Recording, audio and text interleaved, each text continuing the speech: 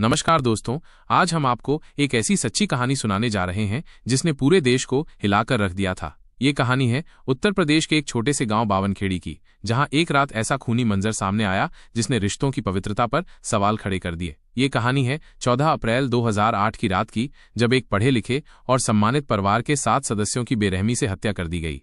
बावनखेड़ी गांव अमरोहा जिले में बसा एक शांत गांव था। यहाँ शौकत अली नाम के एक शख्स अपने परिवार के साथ रहते थे। शौकत एक कॉलेज में लेक्चरर थे। उनके 2 बेटे थे, जिनमें से एक MBA और दूसरा इंजीनियर था। उनकी बड़ी बेटी शबनम इंग्लिश और भूगोल में डबल MA थी। पूरा परिवार शिक्षित था और गांव में उन्हें बहुत सम्मान की नजरों से देखा जाता था। लेकिन 14 अप्रैल 2008 की रात इस सम्मानित परिवार के साथ कुछ ऐसा हुआ जिसकी किसी ने कल्पना भी नहीं की थी। रात करीब 1 बजे शौकत के एक पड़ोसी ने पुलिस को फोन किया। उसने बताया कि शौकत के घर में कुछ अनहोनी हुई है। जब पुलिस टीम शौकत के घर पहुंची तो जो मंजर उन्होंने देखा वो भयानक था। शौकत के घर के 4 अलग अलग कमरों में 7 लाशें पड़ी थीं। ये लाशें शौकत, उनकी पत्नी, उनके 2 बेटों, एक बहू और उनके 2 मासूम बच्चों की थीं। 11 महीने के एक बच्चे को छोड़कर बाकी सभी का गला रेता गया था। पूरा घर खून से सना हुआ था। इस खौफनाक मंजर के बीच शौकत के परिवार की इकलौती सदस्य जो जिंदा बची थी वो थी शबनम। वो घर के एक कोने में बैठकर बुरी तरह रो रही थी। इंस्पेक्टर RP गुप्ता, जो उस रात मौके पर पहुंचे थे, ने इस दृश्य को अपनी आंखों से देखा था।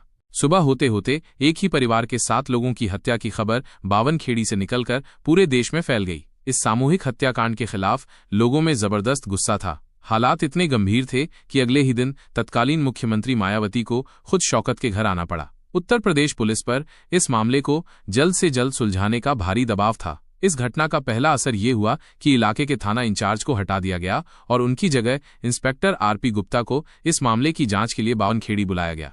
तब तक पोस्टमार्टम रिपोर्ट आ चुकी थी। रिपोर्ट में ये बात सामने आई थी कि हत्या से पहले पूरे परिवार को नशीली दवा दी गई थी। इंस्पेक्टर RP गुप्ता के मन में एक सवाल लगातार घूम रहा था कि जब पूरा घर बेहोश था तो अकेली शबनम होश में कैसे थी? जब पूरे घर का कत्लेआम हो गया तो अकेली शबनम कैसे बच गई? वो शबनम से सवाल पूछना चाहते थे, लेकिन उस समय हालात इसकी इजाजत नहीं दे रहे थे। पूरे परिवार की मौत हो चुकी थी। ऐसे में इकलौती बची सदस्य से तुरंत पूछताछ करना मुश्किल था और तब शबनम की हालत भी ठीक नहीं थी। दबाव हर तरफ से था, केस को सुलझाना ही था। इसलिए इंस्पेक्टर RP गुप्ता ने अपने मुखबिरों के जरिए तफ्तीश जारी रखी। वो ये सोच रहे थे कि सही समय आने पर शबनम से पूछताछ करेंगे। इसी दौरान इंस्पेक्टर RP गुप्ता को एक मुखबिर से खबर मिली। खबर ये थी कि सलीम को हिरासत में लो, केस खुल जाएगा। इंस्पेक्टर गुप्ता को यह भी पता चला कि 2 दिन पहले ही सलीम को पुलिस ने उठाया था। उससे पूछताछ भी की गई थी, लेकिन फिर उसे क्लीन चिट देकर छोड़ दिया गया था। कुछ और समय बीतने के बाद इंस्पेक्टर RP गुप्ता को शबनम से पूछताछ करने का मौका मिल गया। इंस्पेक्टर गुप्ता ने 14 और 15 अप्रैल की रात की पूरी कहानी शबनम से पूछी। शबनम ने उस रात की जो कहानी बताई वो ये थी कि वो रात को छत पर सो रही थी। छत के रास्ते कुछ चोर घर में दाखिल हुए, फिर वे सीढ़ियों से नीचे पहुंचे और उसके बाद नीचे के ही रास्ते से बाहर निकल गए। फिर जब वो नीचे पहुंची तो उसने सबको मरा हुआ पाया। इसके बाद वो चीखी और शोर मचाया, जिसके बाद किसी पड़ोसी ने उसकी आवाज सुनी और पुलिस को खबर कर दी। लेकिन इस कहानी में कुछ ऐसे झोल थे जिसने पहली बार शबनम को शक के घेरे में ला दिया। उस रात सच में बारिश नहीं हुई थी, जबकि शबनम ने चोरों के आने की बात कही थी। ये शबनम का पहला झूठ था। अगर चोर दरवाजे से बाहर निकले तो कुंडी अंदर से बंद कैसे थी? ये शबनम का दूसरा झूठ था। अगर चोर दीवार के रास्ते छत पर आए तो दीवार पर इसके कोई निशान क्यों नहीं थे? ये शबनम का तीसरा झूठ था। शबनम अब इंस्पेक्टर गुप्ता के शक के घेरे में आ चुकी थी। लेकिन तभी एक ऐसी घटना हुई कि इंस्पेक्टर गुप्ता समेत सभी पुलिस वालों के हाथ पैर फूल गए। तत्कालीन मुख्यमंत्री मायावती शबनम से हमदर्दी जताने उसके घर पहुंच गईं और मुआवजे के तौर पर शबनम को 5 लाख रुपए उसी वक्त देने की बात हुई।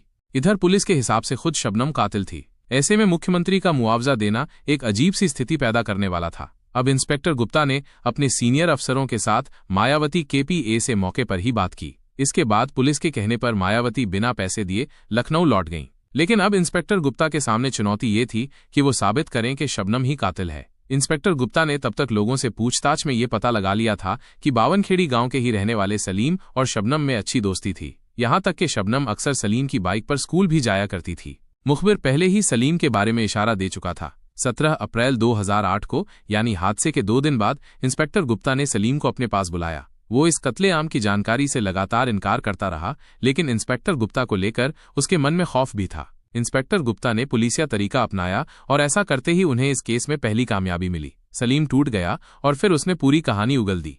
उसने पुलिस को कहानी सुनाई कि वो शबनम से प्यार करता था और उनके परिवार वाले इस रिश्ते के खिलाफ थे।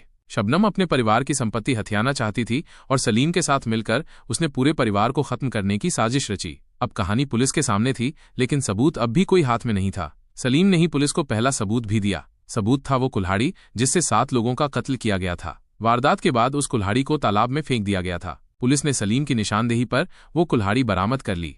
अब कहानी, गवाह और सबूत तीनों पुलिस के पास थे। इसके बाद 18 अप्रैल को यानी सामूहिक हत्याकांड के चौथे दिन इंस्पेक्टर गुप्ता अपनी टीम के साथ शबनम के घर पहुंचे। साथ में सलीम भी था। इस बार इंस्पेक्टर गुप्ता शबनम से पीड़ित के तौर पर नहीं बल्कि एक कातिल के तौर पर सवाल पूछ रहे थे। शबनम इनकार करती रही, लेकिन तभी सलीम ने शबनम को बताया कि उसने सब कुछ पुलिस को बता दिया है, इसलिए उसे भी अपना जुर्म कबूल कर लेना चाहिए। तब पहली बार शबनम टूट गई।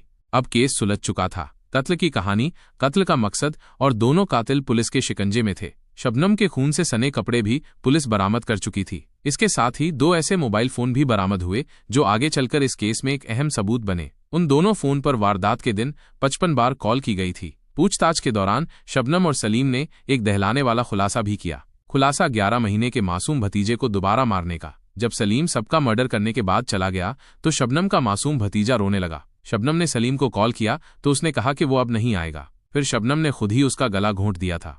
शबनम के 2 भाइयों की जान उस रात बच सकती थी, लेकिन शबनम की मोहब्बत में दोनों भाई भी मारे गए। दरअसल उस दिन दोनों भाई गांव से अपने अपने काम पर शहर लौट रहे थे, लेकिन शबनम ने उन्हें बीच रास्ते से वापस बुला लिया था। इंस्पेक्टर गुप्ता के मुताबिक पूछताछ के दौरान शबनम ने इस कत्लेआम की वजह भी बताई थी। दरअसल वह चाहती थी कि उसके परिवार का कोई भी सदस्य न बचे और सारी संपत्ति उसे मिल जाए।